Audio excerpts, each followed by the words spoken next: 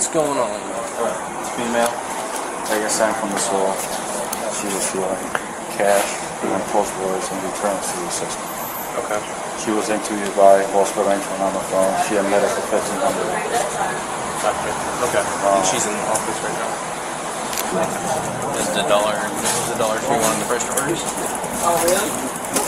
And I think the best thing for her is to go outside, out of the box, go through the system, and say what she has to say, or that she can get the help outside. I got you. Okay. She's in the office right now? We'll go talk to her.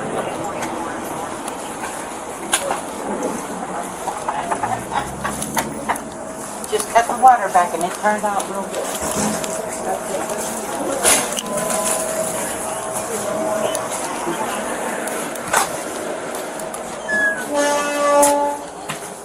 Hello. I'm Deputy Tabali with the Sheriff's Office. What's your name? Brittany. Brittany.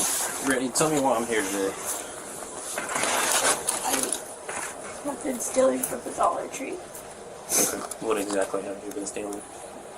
Merchandise and things. Merchandise and money. Okay.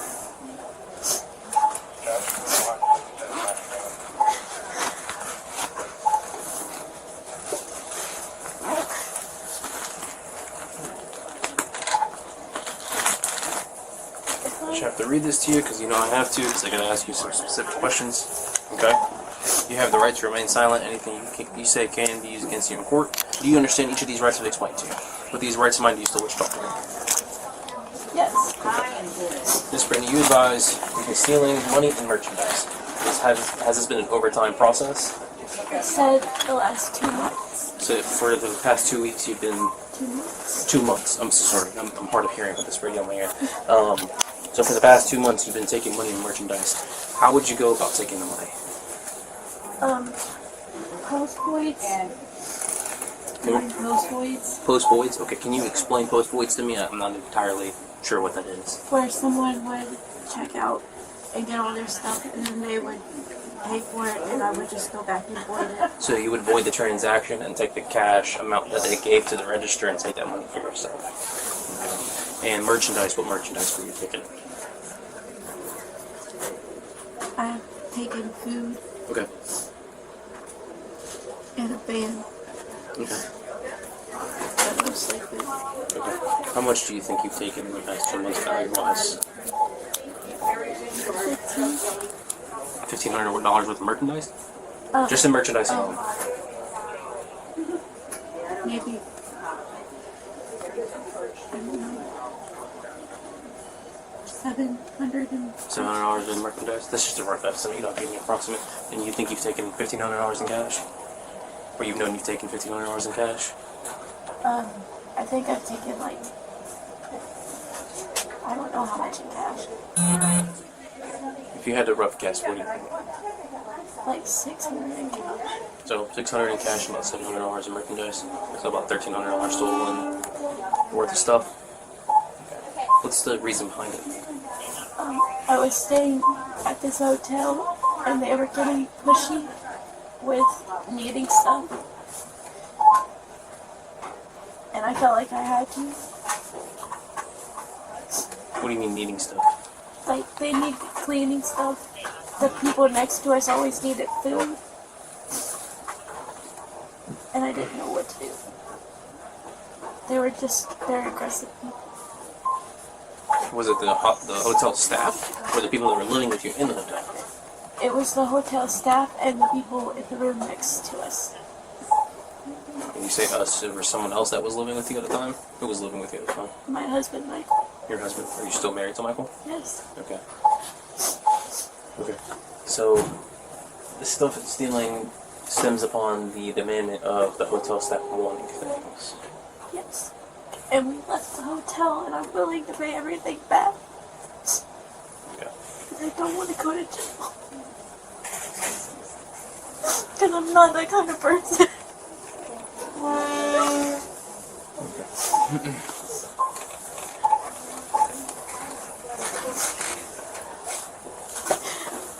You got your driver's license on you by chance?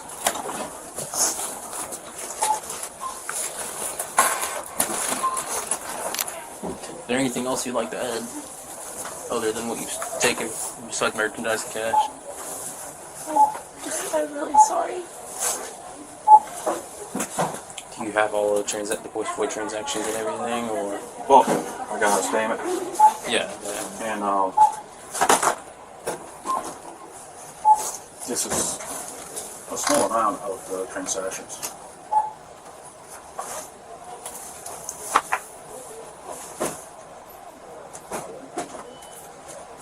It's only a small amount, though. It's not all right.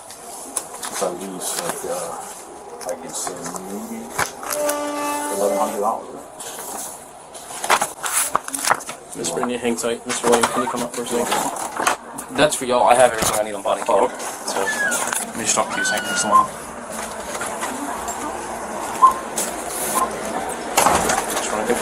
confirm it again. You just have to ask. You want to press charges against her? Okay. The manager provides a sworn statement to the deputy on how Brittany was caught. Can you please raise your hand so I can swear you in? Okay. Do you swear or affirm that the statement you're about to give will be the truth, the whole truth, and nothing but the true self you got? Yes, sir. You can put your hand down. Mr. Williams, can you explain why I'm here today? We're here because the associate Brittany, assistant manager, did some fraud post boys and returns, plus take merchandise from the store. That it came out to an amount of $1,500 that we can see and she admitted to. I know that it's more, but we cannot do nothing about that. Okay. And now explain post voids to me. Post voids is a system that we have through a registry that if the customer do not want it, or the customer says, I need to go to the car and get the money, or it stays there, they can cancel the transaction, and the merchandise will stay in the building. Okay. And the viewing that we had done, we can see that the post voids are being done with the customer leaving with the merchandise. Okay, so a customer's paying, Paying in even cash. though it's paying, it gets voided, and then somehow the cash disappears. That's correct. Okay, so, and Brittany, it was an assistant manager here, and she was committing these post voids. Besides her admittance, is there any identification number, employee number that links her to these post voids? Only her ID number. Her ID number, which Yes. is associated with Dollar Store, Yes. that is given to her when she gets hired. That's correct. Okay. All right. When did you first start noticing that this I was got a happening? phone call from loss prevention to investigate it When on was Sunday. On Sunday. On Sunday, okay. And on Sunday I told her that she's an AP, regional AP asset protection, that I was going to come over here today to investigate it. Okay. And I went through the system and I saw everything. Okay. And when you pulled her in, she just openly admitted Yes. to everything? Yeah. Open up to AP. She was the one that did the interview through the phone. Gotcha. Okay. And she gave you all the sworn affidavit? Yeah. Here?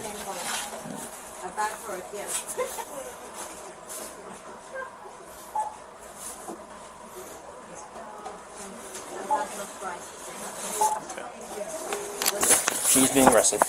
Okay. She's going to jail. Would you like her trespassing the dollar store after this? Sure. So I'll get that done. Gave you a case card, has my email on top. Just when you get the video footage, email it to me. Then you can go. Right now, send it to her. Perfect. Alright, cool. And it is 2:32. This conducts the statement. Mr. Williams, do you have anything else for me? No, sir. Sounds great. No, I'm good. I appreciate it. It's Yeah. hot outside. It is hot outside. I appreciate it. Thank you.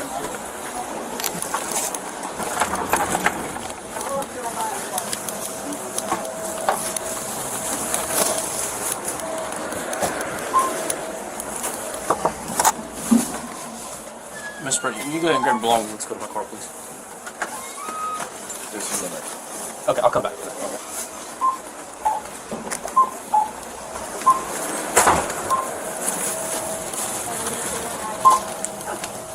I'm gonna go to the passenger side of my car. You go ahead and set your purse on, please.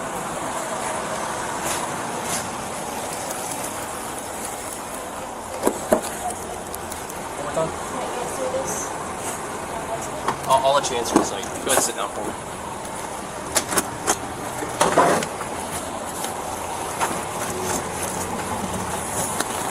Miss Brittany, do you have anything on your persons as illegal contraband or anything that if you go into the jail, you will be arrested on additional charge?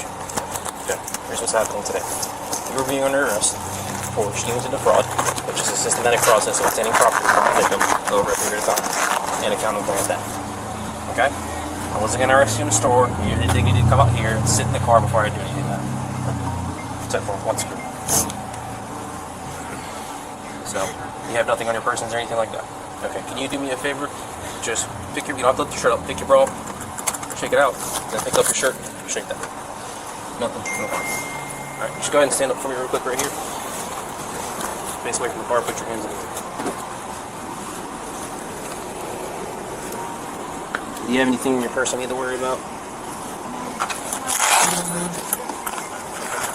Go ahead and put your hands back behind your back, like your palms together, like you're praying.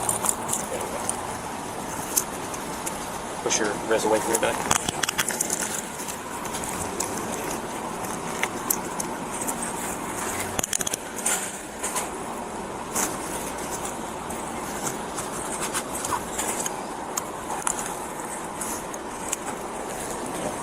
Where's your cell phone at? And that's your husband that's calling? Yes. Alright, I'll talk to him. What's his name? Michael. Michael, okay. Hey, is this Michael? Go ahead, swing your feet up, please. Hey, this is Deputy Tapala. See what's going to share us all setting up later. Hey, so here's what's going on with your wife. She is going to jail because she is being arrested for 2 felonies, which is 1 scheme of defraud and grand theft, due to the fact that over a systematic period of time, over the course of a month, she has accumulated over $1,000 worth of money and merchandise. So, and the Dollar Tree registered some charges. So she is going to jail today. I'll get you there in a second. I just wanted to explain everything to you. She'll see a judge at 9 a.m. in the morning, and she'll have a fresh appearance, and he'll set a bond from there, okay? All right, here, I'll let you talk to her for a second. Hello. Yes. Okay. Your statement. Your place. Okay. You get in and out of this. You can be in there for 24 hours.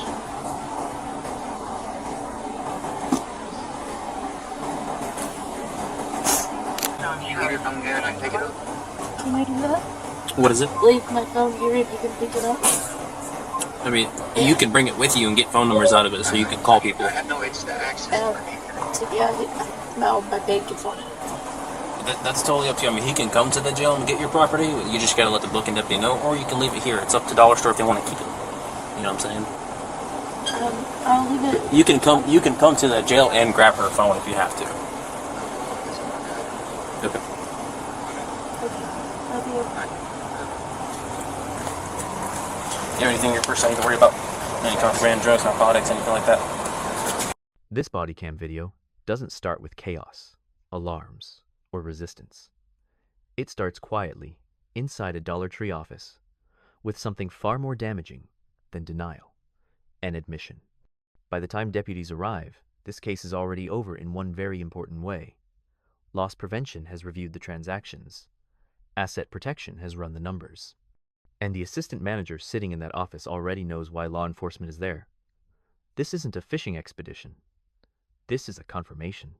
When the deputy introduces himself and asks the most direct question possible, "Tell me why I'm here today," Brittany doesn't hesitate. She says it plainly. She's been stealing from the store, merchandise and cash, over a period of time. Legally, that matters more than anything that follows. The deputy immediately does what the law requires. He reads her Miranda rights. This is important because from this moment forward, the interaction is no longer informal. Anything she says can be used against her in court. She acknowledges she understands, and she keeps talking. What follows is not coercion. It's documentation. Brittany explains how the theft worked. Post voids? Completed transactions are canceled after customers leave. Cash removed from the register. Merchandise taken separately. This is not a one-time lapse or a moment of desperation at the register. This is a systematic method, carried out repeatedly, using her position as an assistant manager. That distinction is critical under the law. In many states, including Florida, theft is not just about the dollar amount. It's about pattern and intent. When theft occurs over time, through a deliberate system, it becomes something more serious than shoplifting. It becomes an organized scheme to defraud. And Brittany unknowingly supplies every element needed to prove it. She estimates the totals herself. Hundreds in cash, hundreds in merchandise. Even when she tries to minimize the number, it doesn't help. Because the law doesn't require a perfect number at this stage, only that the total exceeds felony thresholds. And by her own account, it does. Then comes the explanation. She talks about living in a hotel, about pressure, about people needing supplies, about not knowing what else to do. And this is where human empathy and legal reality separate. Those circumstances may matter later at sentencing, in mitigation, or in a plea negotiation, but they do not change the legality of what happened. Under U.S. law, motive does not erase conduct. Feeling pressured does not authorize theft. Being in a difficult situation does not negate fraud. The deputy listens, but he doesn't debate, because there's nothing to debate. At this point, the case is no longer about deciding whether a crime occurred. It's about formalizing charges. That becomes even clearer when the store manager provides a sworn statement. He explains how post voids are supposed to work and how surveillance and transaction records show customers leaving with merchandise after payment, followed by canceled transactions tied specifically to Brittany's employee ID. This matters legally for one simple reason: corroboration. Confessions are powerful, but corroborated confessions are devastating. The store's records independently confirm what Brittany already admitted. That closes the door on any future claim of misunderstanding or accident. Now the law takes over completely. The deputy explains what's happening next, and this moment is important. He tells her plainly, she's going to jail, not because of emotion, not because the store is angry, but because the law requires it when felony thresholds and organized fraud are met. He even explains that he didn't arrest her inside the store. He gave her the dignity of stepping outside, sitting in the patrol car, and handling the process professionally. That's not leniency, that's procedural respect. When he places her under arrest, he explains the charges carefully. Felony grand theft and felony organized scheme to defraud. 2 separate charges. One for the value taken, one for the method used. This is where many viewers misunderstand what they're seeing. This is not a case where someone just stole a few things. The law treats repeated theft through a system as fundamentally different from impulsive shoplifting. The abuse of trust, especially by an employee with managerial access, elevates the crime. The deputy then contacts her husband. And again, this is not cruelty. This is transparency. He explains exactly what is happening, what charges she's facing, and what comes next. Jail, first appearance, and bond set by a judge. There are no threats, no raised voices, no dramatic language, just the machinery of the justice system moving forward. And that's the real lesson of this video. This case didn't escalate because anyone lost their temper. It escalated because the facts were already locked in before deputies arrived. The investigation was complete. The evidence was documented. The confession was voluntary. The pattern was established. Once that happens, discretion disappears. Brittany's repeated apologies, her fear of jail, her willingness to pay the money back, none of that stops the process. Restitution can matter later, but it does not cancel felony charges once an organized scheme is uncovered. And that's something a lot of people don't understand. You don't get to undo months of fraud with a promise to repay once you're caught. The law doesn't work backward like that. This video is a textbook example of how white-collar crime often looks in real life. No masks, no alarms, no dramatic takedowns. Just a quiet room, a calm deputy, and someone realizing that small decisions repeated over time carry enormous consequences. The takeaway here isn't about judgment. It's about awareness. Positions of trust come with legal responsibility. Systems leave trails. And once those trials are documented, explanations stop being defenses. By the time law enforcement shows up in cases like this, the outcome is often already decided, not emotionally, but legally. And that's why this video matters. Because it shows how the justice system doesn't always arrive loudly.